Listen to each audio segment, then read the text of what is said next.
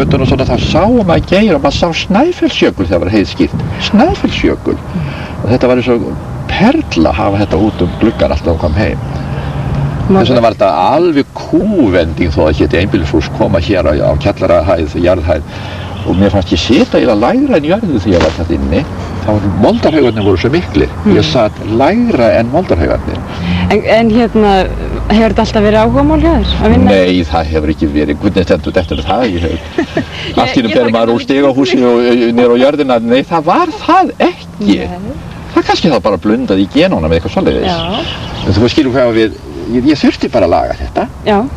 Ég fekk strax þessa dellu í mig að vilja ekki svo hinir. Ég setti ekki svona hekk, svona línu með alla út í aðra sem nú voða ríkjandi eins og sérð. Ég veit ekki hverju ég var á móti því. Það kom einhver upplausn í mig og ég vildi bara gera þetta öðruvísi, setja tré þar og hér og þarna og hinga. Já. Og maður fær að telja öllu tré sem ég setti niður í upphæð og það sem eru í dag, guð, almáttur, af 40 birkitrám eru 2 eftir. Eða 1,5. Ég sé það eru nokkur svona stubbar. Á 8 öspum hef ekki tímt að fella þessu einu hérna, af 8.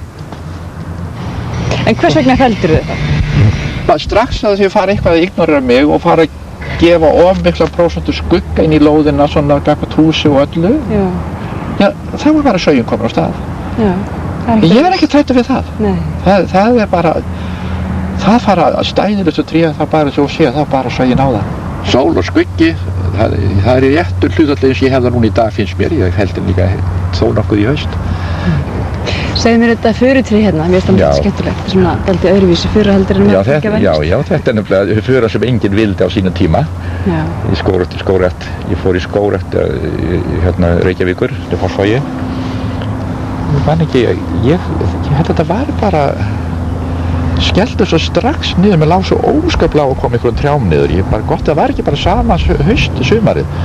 Þess vegna var svona lítið úrval á trjám í bakkana niður frá, örfáir reflar í einhverjum, já, hvað þau voru í svartum poka, ég man það ekki. Og svo var alltaf verið að kasta einhverju refli til að því hann var svo skakkur og skrítinn og fussaði yfir því og þá vildi ég fá það. Það sló nú hljóð á mannskapinn. Hvað, er maðurinn eitthvað undarlegur? Vill hann þessa furu? Og margbúið að kasta henni úr bakkanum, skilurðu. En það er nú fullt að líka svona sjálfgjáðum trjám, ég sé hérna sko... Vistu hvað þetta heitir? Nei. Það er bara viklega þess að Þórhallur er svona það fór ekki að seljast til en þetta var kallað Þórhallur. Já. Þetta er grænlenskur loðvíður. Já, vexum mitt. Hann hefur alveg heila sögu, akkur var kallað Þórhallur. Það var náttúrulega, byrjaði með tjók. Ég held, já. Það var að því að Þórhallur hafði einhvern tíma leyft opinn garð hérna og svo fór hann að hæla því innan markmenni einhverjum loðvíðu sem að væri langbestur ef maður gæti komist beint í norðurvindinn og það sem nyrst væri í görðum sko. Þessu fólk spyr, hvað getur maður haft þetta svo mikið á móti norðri hjá mér? Já. Það nefnir maður ykkur til dæmis. Hann hefur það næstum gott hér.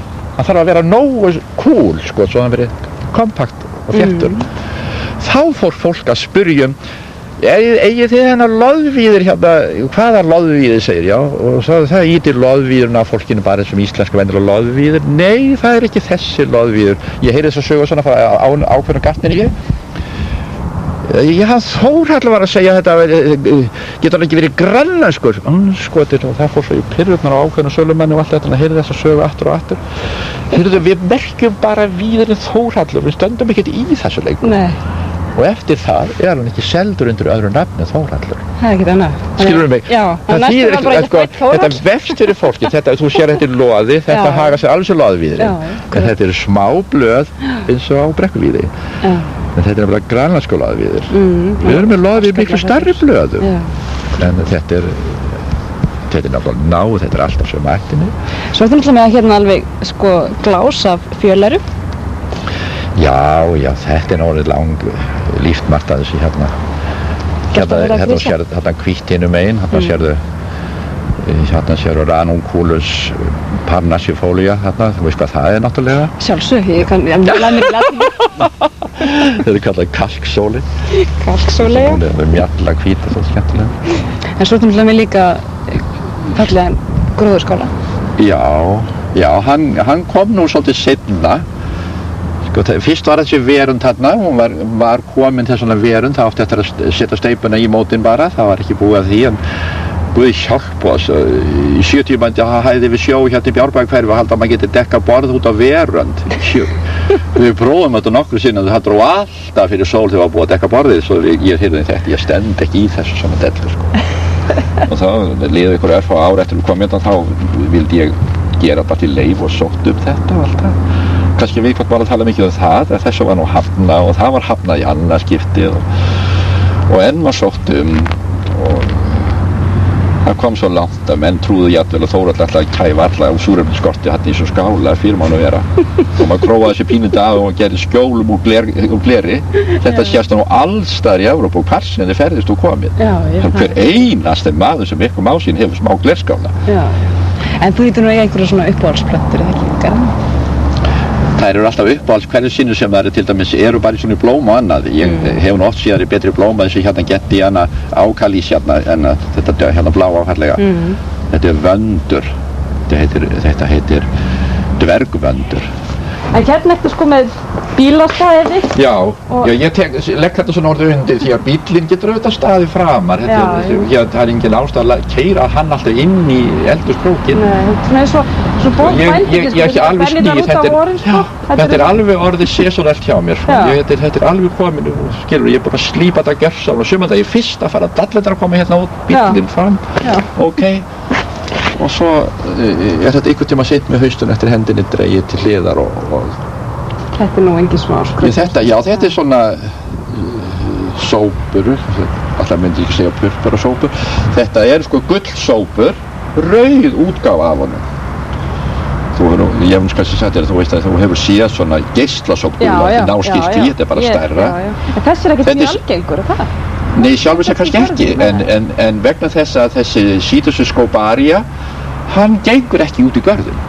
Þú verður að draga svona inn í ykkur, til dæmis þó að frjósi inn í skálunum, það verður allt í lagi með það, en þú getur ekki haft þetta úti. Þetta heitir Rhododendron fantastica.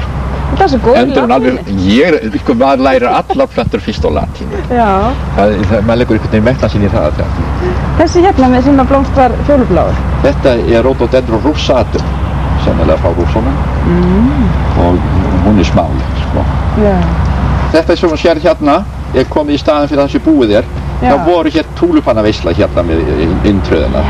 Og þeir fara svolítið snemma á stað hér, akkur gera þeir það. Þessi reitur hér grófur allt upp fyrir 3 árum síðan endurnýjuðu hitaragnir. Hitalagnir eru hérna undir. Hvað með arfan hérna? Er það eftir vandræði með? Ég þekki hann alla.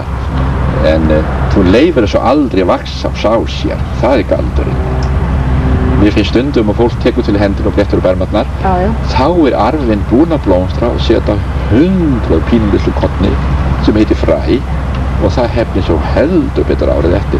Þetta finnst mér sorglegt. Já, ég veit að ég játa mig alveg sigur. Já, það sérðu? Já. En sko það er helst að sigrast á þessu. Láta hann aldrei, fjölga sér. Það er fræin.